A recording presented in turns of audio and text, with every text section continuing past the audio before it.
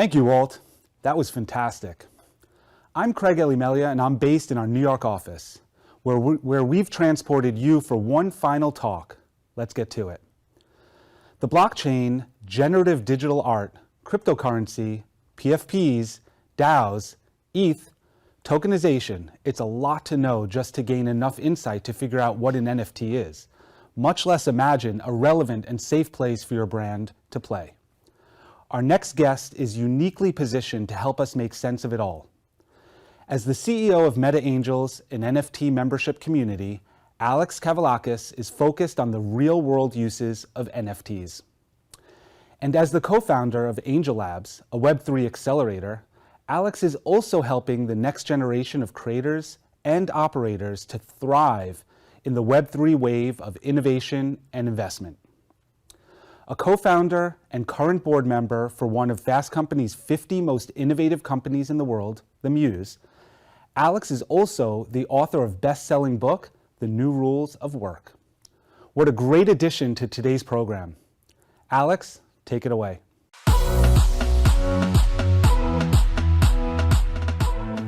Before I got into Web3, I was much like the average consumer today. I had vaguely heard of NFTs, and I didn't really get what the big deal was, or why people were spending so much on a JPEG. I got exposed to the space through someone whose opinion I trusted. And the minute I went a little deeper, I was hooked. The technological innovation possible with blockchain, and the new ways that communities and brands are being created just struck a real chord with me as a serial entrepreneur. This wasn't just about digital art, it was about so much more. So first, what are NFTs? Let's get the acronym out of the way. NFT stands for non-fungible token. The person who named it is not a branding person.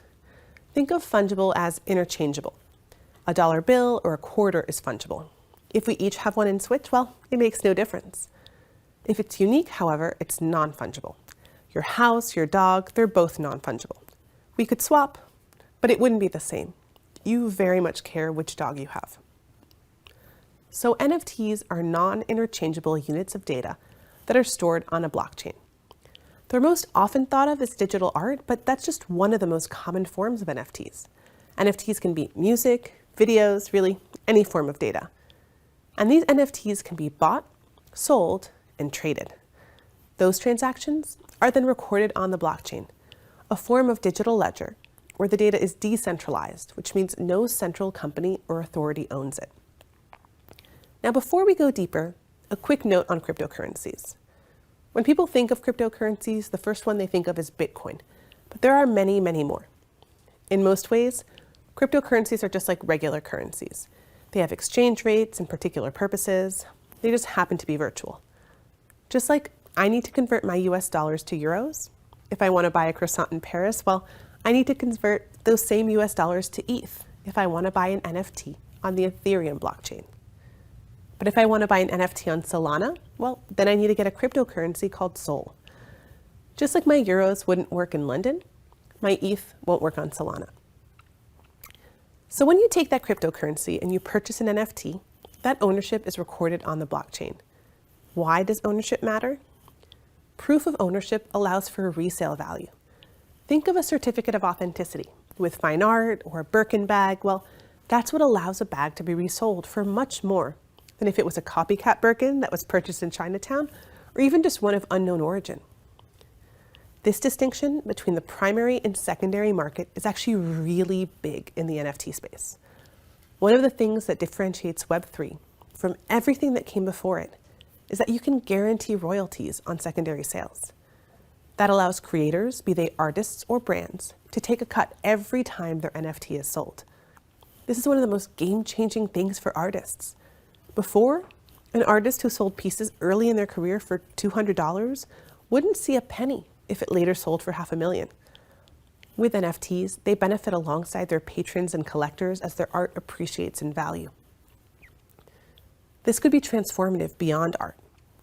Think of products that are expensive to create, but where the creator only gets one bite of the apple. Like one example you haven't thought of in a while, college textbooks. If the publishers could get royalties on every secondary market sale, well, textbook prices could be half what they are today and still be more profitable. But let's go back to the different types of NFTs. The most direct parallel between digital and physical art collection is what we call one-of-ones. Unique pieces of art put up for sale individually that are collected, usually for enjoyment and/or investment. On the other side, collections like Bored Apes, CryptoPunks, or Boss Beauties, those are collectibles, frequently referred to as PFPs, or profile pictures. Usually created through a generative art process, these collections can have 5,000, 10,000 or more individual unique items that are all tied together. So they'll have similar traits or details, but they'll each be unique. Holders of that collection become part of a built-in community. PFPs in particular have been, in their first incarnation at least, a combination of a membership card and a personal brand. If you choose to use a Bored Ape as your profile picture on Twitter, rather than a Meta Angel, my company, well, it says something about you. The same way that it's a conscious decision to sport a Louis Vuitton handbag walking down the street in Manhattan or a New Yorker tote. You're trying to say something about your personal brand. This is actually one of the reasons that I got into the space and co-founded Meta Angels. So many of the big collections appeal to the crypto bros, but not to me. I wanted to create the brand I would want to represent myself, a PFP that was capital A art, that was grounded in core values, and that was representative of the full spectrum of race and gender. And many artists and brands who are entering the space are seeing similar white space and finding their own position within the ecosystem. Unlike one-of-one art, collectibles are almost always launched with the promise of utility, something you get because you're a holder of that collection. A lot of NFT utility today is actually directly tied to NFT trading. Curious Addies has a portfolio tracker, Premint is used to access sales, but we foresee access to tools like language learning platforms or cloud-based software, even things like logging into your streaming account using a token. Another model is the membership model. That's what we do at Meta Angels. We're a values-based NFT membership community. Holders get access to our members-only Discord, where they can connect with, get help from, and benefit from the knowledge of generous, like-minded individuals. They also get access to member-only benefits and programming that comes along with it. So that membership model is definitely gaining in popularity. You're also seeing financial benefits in the form of tokenomics and staking. The highly popular play-to-earn game Axie Infinity introduced a staking feature in the fall, where gamers can stake, aka lock up, their tokens to generate additional tokens. And Bored Ape holders were airdropped ApeCoin when the company launched their native cryptocurrency. NFTs are also being used as tickets. Gary Vaynerchuk has famously built out VFriends, and one of the benefits is going to the coveted VCon conference. The cheapest you can buy one of those NFTs today is $30,000. When talking to brands who want to start experimenting in this space, the reasons to do so are clear. First mover advantage, a chance to innovate given the amount of white space still available, additional revenue streams potentially, but most importantly, a direct relationship with consumers. When done right, you can deepen brand relationships and reward loyalty and participation. But it's absolutely possible to flop as well. The space is still early, so the majority of consumers are still unfamiliar with or unsure where to start with NFTs. And those in the NFT space, well, they have a strong radar for authenticity. They're skeptical of known players coming in for what can seem like a cash grab. So if you do enter the space, you need to be authentic and brand aligned, but also have the stomach for volatility and be prepared for the 24/7 nonstop movement. This is a space that moves fast. So finding the right inroad is critical. Not everything has to be a proprietary NFT collection. As a brand exploring the NFT space, there's a range of ways to think about it. You can partner with an existing collection in the space, like Marvel did with Boss Beauties. Some brands are launching their own collections, like Under Armour, which partnered with Stephen Curry and game developer to launch Flow NFT. And then you're seeing physical goods tied to an NFT like Alice & Olivia, the fashion brand. They did a shirt that came with a matching NFT with purchase for a limited time. I'm also talking to brands doing some really interesting explorations, from NFTs as artifacts of a broader campaign to taking their loyalty program to the next level. And of course, there have been many charitable NFT collections launched by brands. It is most important to know your goals and why you and your brand are doing this in order to decide on the right strategy. From the point of entry to the brand tie-in, even the blockchain itself.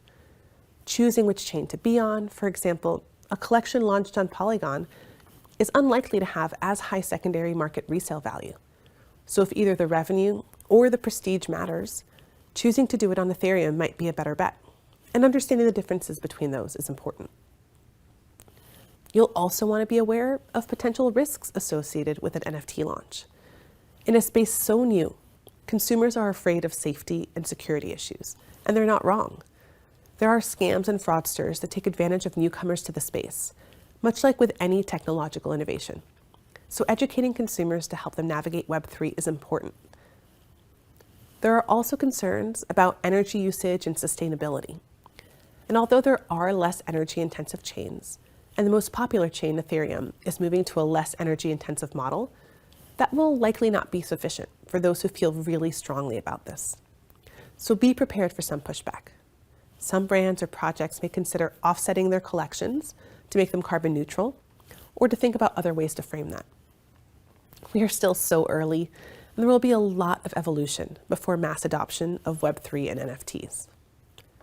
So what does the future hold? Well, I definitely see the space going much further than just digital pictures you can buy.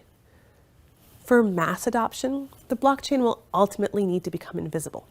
Just like when I take a picture on my phone and later access it from my computer, I don't think about how it was uploaded to the cloud, it just happened. We are ways away from that. But NFTs have captured the imagination of consumers and are becoming a real cultural phenomenon in the way that cryptocurrency or other Web3 areas like decentralized finance have not. NFTs are not a passing fad.